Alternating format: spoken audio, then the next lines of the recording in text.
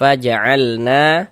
Na dibaca panjang. Kenapa kok na dibaca panjang? Ba dia sukun. Perhatikan media gambar di layar. Perhatikan media gambar di samping.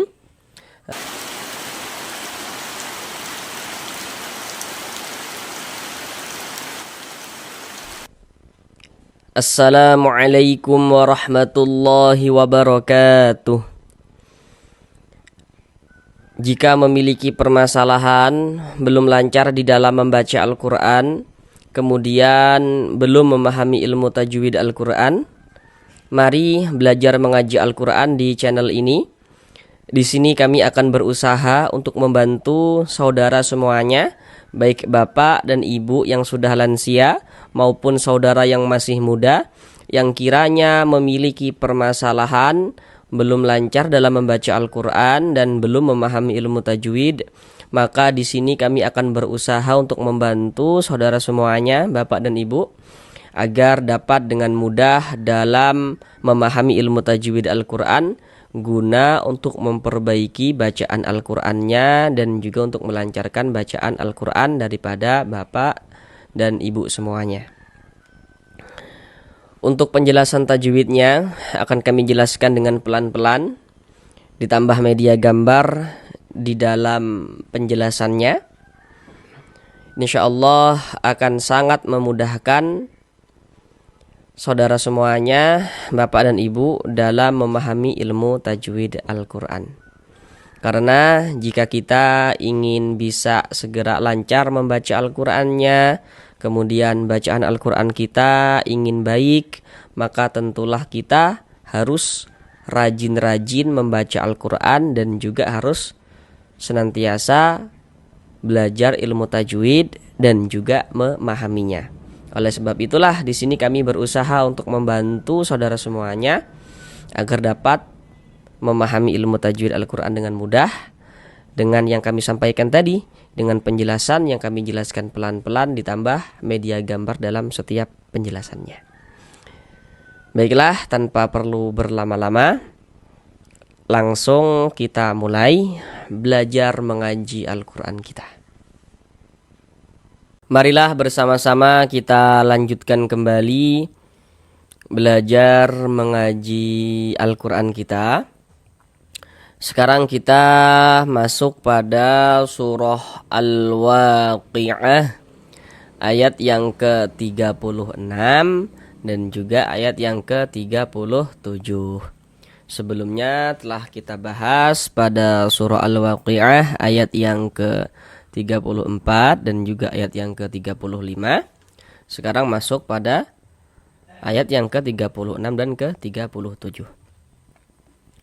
Baik, mari kita baca bersama-sama terlebih dahulu dengan pelan-pelan. Silahkan diikuti untuk menterapi, untuk melatih bacaan saudara semuanya, bapak dan ibu yang mungkin masih terbata-bata dalam membaca Al-Quran. Baru setelahnya akan kami jelaskan tajwidnya dengan pelan-pelan untuk supaya dapat memperbaiki bacaan Al-Qur'annya. Bismillahirrahmanirrahim. Faja'alnahunna abkara uruban atraba. Sekarang mari sama-sama kita pelajari tajwidnya dengan pelan-pelan. Faja'alna. Na dibaca panjang. Oh ya, ini ada huruf lam, dia sukun ya. Ya, ini disebut dengan lam mutlak dan dia itu dibaca jelas, dibaca izhar. Nah, terbaca kan huruf lamnya ini ada tanda sukunnya. Faja'al, seperti itu. Faja'alna. Na dibaca panjang. Kenapa kok na dibaca panjang? Apa tanda panjangnya na? Begitu. Sekarang perhatikan media gambar di layar. Kami jelaskan dulu secara keseluruhan cara membaca media gambarnya itu. Di situ ada rumus mad tabi'i atau mad asli. Rumus 1. Huruf ya sukun, huruf sukun atau huruf mati itu maksudnya sama saja. Atau huruf sakinah itu maksudnya sama saja. Nah, jadi kalau ada huruf ya sukun, rumus 1, ada huruf ya sukun, sebelumnya ada harokat kasroh. Baris 1 di bawah huruf tuh harokat kasroh atau tanda baca kasroh. Maka huruf yang memiliki harokat kasrohnya dibaca panjang. Rumus 2 yang warna hitam, huruf waw sukun sebelumnya harokat dhammah. Jadi kalau ada huruf waw sukun sebelumnya ada harokat dhammah, maka huruf yang memiliki harokat dhammah dibaca panjang. Rumus 3 warna hitam, huruf alif sebelumnya harokat fathah. Jadi kalau ada huruf alif sebelumnya ada harokat fathah maka huruf yang memiliki harokat fathahnya dibaca panjang. Kemudian nanti di dalam Al-Quran untuk menunjukkan tanda panjang, kami jelaskan terlebih dahulu. Ketiga huruf yang barusan kami sampaikan itu ya, beserta harokatnya, nah itulah yang disebut dengan huruf mad. Nah, jadi huruf mad itu ada 3, seperti yang telah kami sebutkan tadi itu. Kemudian di dalam Al-Quran untuk menunjukkan tanda panjang, huruf-huruf mad yang warna hitam itu juga bisa ditulis dalam bentuk seperti yang warna hijau. Bentuknya, bukan warnanya, bentuknya. Nah, jadi yang warna hijau itu pada dasarnya adalah yang warna hitam, seperti itu. Nah, dibaca panjang. Perhatikan rumus 3 yang warna hijau. Perhatikan rumus 3 yang warna hijau. Kami ingatkan kembali kalau rumus yang warna hijau itu adalah yang warna hitam pada dasarnya. Jadi rumus 3 yang warna hijau itu pada dasarnya adalah yang warna hitam. Nah, kenapa kok dibaca panjang rumus 3 yang warna hijau? Kalau kita membaca Al-Quran ya, kita mengaji Al-Quran nih, kemudian kita menjumpai huruf di atasnya itu ada tanda seperti ini, tanda harokat fathah berdiri. Harokat fathah atau tanda baca fathah itu kan dia bentuknya baris 1 miring di atas huruf seperti ini. Ya, seperti ini. Nah, itu namanya harokat fathah. Tapi kalau harokat fathah itu bentuknya berdiri seperti ini, berbentuk alif kecil seperti ini, nah ini menandakan huruf itu kalau di atasnya ada tanda seperti ini dibaca panjang. Sehingganya kita baca panjang, mad tabi'i panjang 2 harokat sesuai dengan rumus 3. Faja'alnahun. Nah, di sini ada huruf nun bertasydid. Tanda tasydid itu seperti ini. Seperti huruf W atau seperti angka 3 terbalik ke atas. Perhatikan media gambar di layar. Huruf nun yang bertasydid, huruf mim yang bertasydid, hukumnya adalah gunnah musyaddadah. Nah, namun kami jelaskan secara lebih lanjut. Nah, supaya nanti bisa membedakan mana huruf nun bertasydid yang idgham dan mana yang dia gunnah, seperti itu. Karena kalau misalkan hanya kami katakan nun bertasydid, mim bertasydid, hukumnya gunnah musyaddadah, nanti saudara yang masih sangat pemula dalam belajar tajwid akan mengira setiap huruf nun yang ada tanda tasydidnya, setiap huruf mim yang ada tanda tasydidnya hukumnya gunnah musyaddadah, akan mengira seperti itu. Padahal tidak nantinya. Nanti ada huruf nun ada tanda tasydidnya, ada huruf mim ada tanda tasydidnya, tapi hukumnya bukan gunnah musyaddadah. Kalau sebelumnya kemasukan nun sukun atau tanwin, nanti dia malah hukumnya itu idgham bi gunnah, begitu. Maka supaya tidak keliru kami jelaskan lebih lanjut ini. Supaya tidak keliru saja dalam menentukan hukum seperti itu. Nah, setelah kita mengetahui bahwasanya huruf nun bertasydid dan mim bertasydid itu hukumnya gunnah musyaddadah, cuman di sini yang kita temui nun bertasydid. Nah, kita perhatikan sebelum huruf nun bertasydid ini kita perhatikan. Kalau sebelum itu berarti yang berposisi sebelah kanan. Nah, jadi sebelah kanan huruf nun, sebelah kanan kita berarti di sini nih. Nah. Jika sebelum nun bertasydid di sini ini ada harokat dhammah seperti ini, atau kasroh misalnya atau fathah di sininya nih, maka berarti non bertasydid atau mim bertasydidnya itu hukumnya gunnah musyaddadah. Atau cara lainnya, kalau ada huruf nun bertasydid di sininya nih tidak ada huruf nun sukun. Jadi sebelum nun bertasydid itu tidak ada nun sukun atau tidak ada tanwin. Nah, berarti ini nun bertasydidnya itu hukumnya gunnah musyaddadah seperti itu. Cuman kalau ada orang, kalau ketika kita sudah mengetahui, sudah memahami kalau ini hukumnya gunnah musyaddadah begitu. Nah, jadi kalau ada orang bertanya apa hukumnya nun bertasydid, mim bertasydid, jawab saja hukumnya gunnah musyaddadah seperti itu. Keterangan yang barusan kami sampaikan itu tidak perlu untuk dijelaskan, tidak perlu. Karena itu hanya keterangan lebih lanjut supaya saudara tidak salah dalam menentukan hukum begitu. Karena dia gunnah, maka cara membacanya digunnahkan. Jadi di bagian hunnya itu suaranya itu kita tahan, ya kita gunnahkan. Hun, hun, kita gunnahkan. Jadi kita tahan, kita panjangkan sejenak. Hunna, hun, nanya pendek. Hunnya yang kita tahan, yang kita panjangkan sebentar.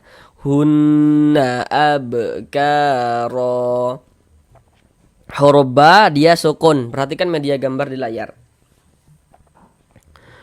Huruf qalqalah itu ada 5. Salah satunya huruf ba. Huruf-huruf qalqalah itu kalau dia sukun pantulkan. Nah, sukun dia pantulkan. Ini huruf ba, ini sukun kan. Kalau huruf-huruf qalqalah itu kalau dia sukun atau mati pantulkan. Ini mantul ab. Seperti itu. Dan ini dia masuk kepada qalqalah sughra. Qalqalah sughra. Karena dia berada di tengah bacaan kita. Maksudnya itu begini. Kalau kita membaca Al-Qur'an gitu ya, misalnya kita itu berwaqaf, kita itu berhenti kita tepat di huruf qalqalah. Nah, baru itu menjadi qalqalah kubra. Sedangkan ini kan kita tidak berhenti di huruf ba. Nggak mungkin kita berhenti di huruf ba, ini nggak mungkin. Kita berhenti ab, salah dari segi wakafnya salah gitu, nggak mungkin. Kita tidak berhenti di huruf ba, jadi huruf ba ini berada di tengah-tengah bacaan kita. Nah, maka ini adalah qalqalah sughra. Abkaro. Ka dibaca panjang. Kenapa kok ka dibaca panjang? Apa tanda panjangnya? Harusnya di sini saudara sudah dapat mengira-ngira nih begitu. Kenapa kok K ini dibaca panjang? Apa tanda panjangnya begitu? Perhatikan rumus 3 yang warna hitam. Nah, di rumus 3 yang warna hitam pada media gambar di layar itu dapat kita lihat di situ ya. Ada alif, sebelum alif ada harokat fathah. Di bawah harokat fathah tuh ada titik-titik tuh. Nah, titik-titik tuh maksudnya itu letaknya huruf yang dibaca panjang. Jadi kalau ada alif sebelumnya ada harokat fathah, maka huruf yang memiliki harokat fathah dibaca panjang. Nah, sama kayak K ini. Alifnya mana ini? Ini alifnya nih. Menempel di huruf kaf ini, ya, disambung dengan huruf kaf. Nah, cuma nanti yang menjadi titik fokus kita bukan soal sambung menyambungnya, bukan. Yang terpenting ada alif. Nah, ada alif dulu gitu. Karena nanti ada juga alif yang tidak disambung karena sebelumnya itu huruf yang tidak bisa disambung begitu. Nah, jadi yang menjadi fokus kita pada alif dulu. Ini ada alif. Nah, sebelum alif ada ini. Ada harokat fathah nih. Baris 1 di atas huruf harokat fathah. Ada alif sebelumnya ada harokat fathah, maka huruf yang memiliki harokat fathah dibaca panjang. Nah, atau kalau masih bingung, ada alif sebelah kanan kita nih. Ini alif sebelah kanannya seperti ini. Ada huruf yang memiliki tanda baca fathah, maka huruf tersebut dibaca panjang. Sehingga K dibaca panjang, mad tabi'i panjang 2 harokat. Abkaro. Ini kita baca abkaro. Jangan dibaca abkaron dan jangan juga dibaca abkar, tapi abkaro, dipanjangkan 2 harokat. Nah, mengapa begitu? Nah, ini namanya mad iwad. Jadi, kalau kita membaca Al-Qur'an, kemudian kita itu berwaqaf, kita itu berhenti. tepat di huruf yang memiliki tanda baca fathatain di akhir kalimat, maka terjadilah mad iwad. Ini kan kita berhenti ini, berwakaf kita di huruf yang memiliki tanda baca fathatain ini. Baris 2 di atas huruf ini namanya fathatain atau disebut juga dengan tanwin fathah. Jadi mad iwad itu terjadi hanya pada tanwin fathah saja, hanya pada huruf yang memiliki tanda baca tanwin fathah saja atau fathatain. Nah, kemudian kita harus berwakaf di huruf tersebut. Kalau misalkan kita tidak berwakaf di sini, tidak berhenti di sini, ya tidak terjadi mad iwad seperti itu. Nah, atau kalau masih bingung seperti ini, biasanya, berarti kalau biasanya berarti ada yang tidak biasa nanti begitu. Biasanya itu dapat juga kita kenali nih, kalau ada alif nih, ada alif, sebelum alif ada ini, ada huruf yang memiliki tanda baca fathatain, tanda baca baris 2 di atas huruf.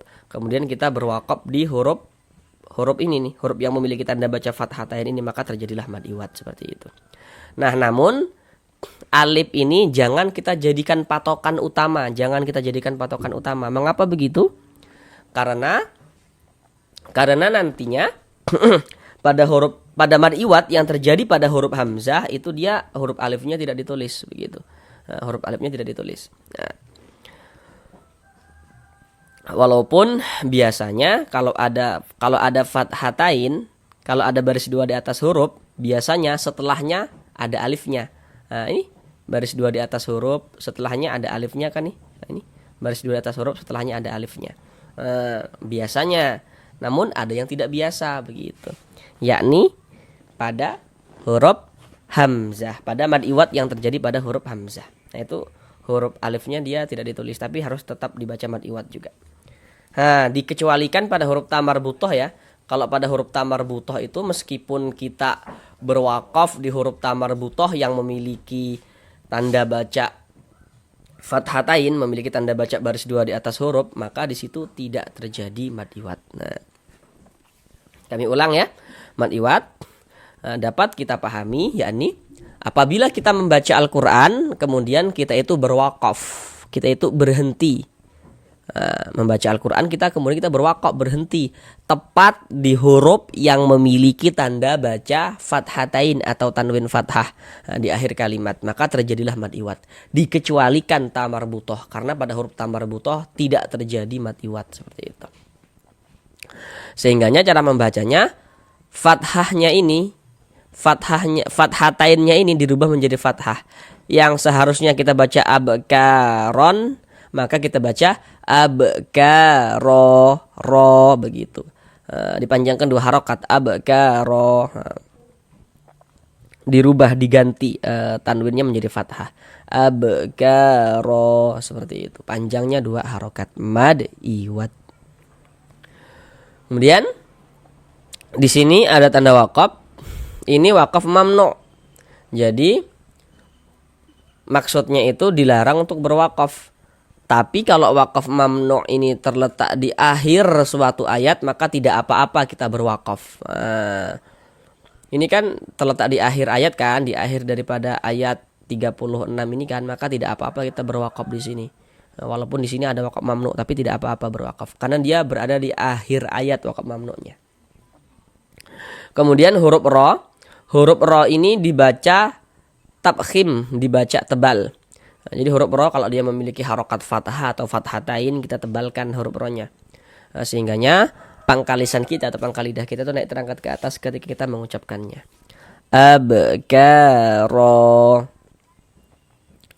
uruban. Di sini huruf ro memiliki harokat dhammah nih, atau tanda baca dhammah. Ini namanya harokat dhammah atau tanda baca dhammah. Maka huruf ro juga dibaca tabkhim, dibaca tebal. Uruban, tanwin setelahnya huruf hamzah. Kok ini huruf hamzah bukan kayak ini huruf alif?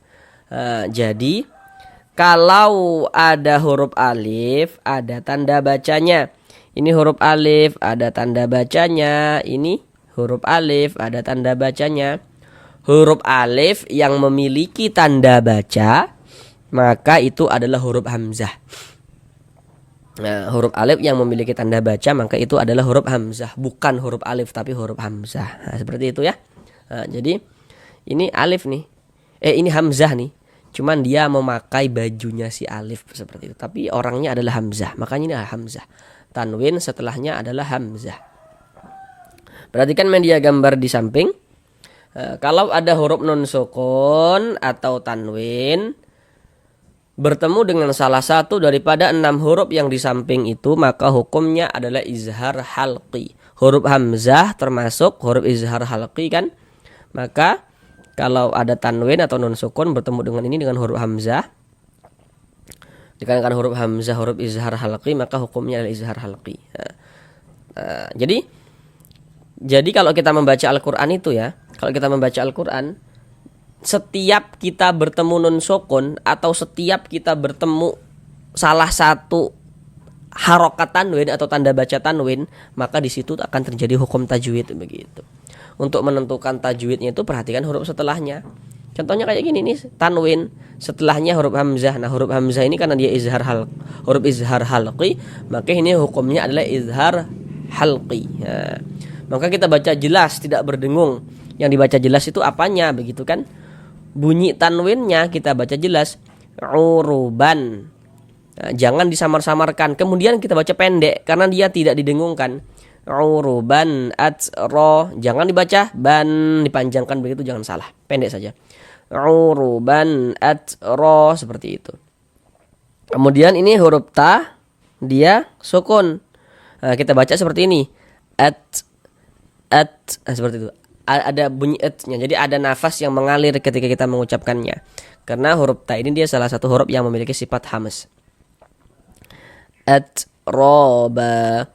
Huruf ro memiliki harokat fathah, dibaca apa tadi? Nah, dibaca tebal, tebalkan huruf ro-nya.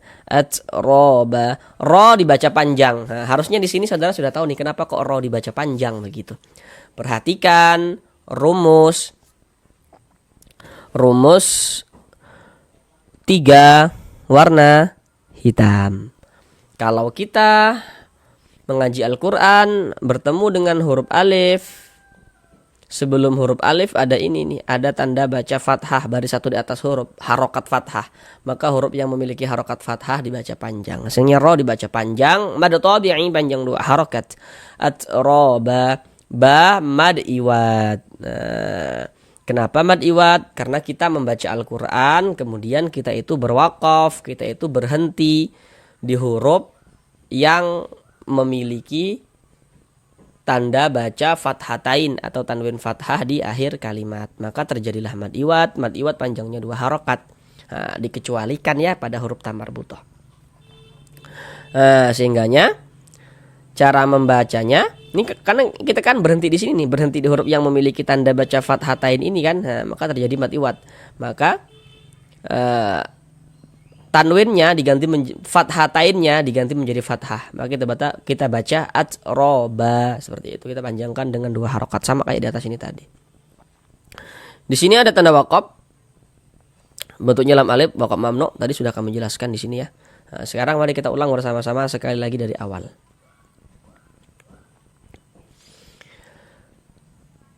Faja'alnahunna abkara uruban atroba. Sampai di sini belajar mengaji Al-Quran kita. Jika kiranya ada hal-hal yang belum dipahami dari penjelasan yang kami sampaikan, tuliskan saja pada kolom komentar di bawah. Nanti insya Allah akan kami jelaskan kembali. Kami akan betul-betul bantu saudara semuanya, bapak dan ibu, baik yang sudah lansia maupun yang masih muda, agar dapat memahami ilmu tajwid Al-Quran dengan mudah, guna untuk memperbaiki bacaan Al-Qurannya. Terima kasih. Assalamualaikum warahmatullahi wabarakatuh.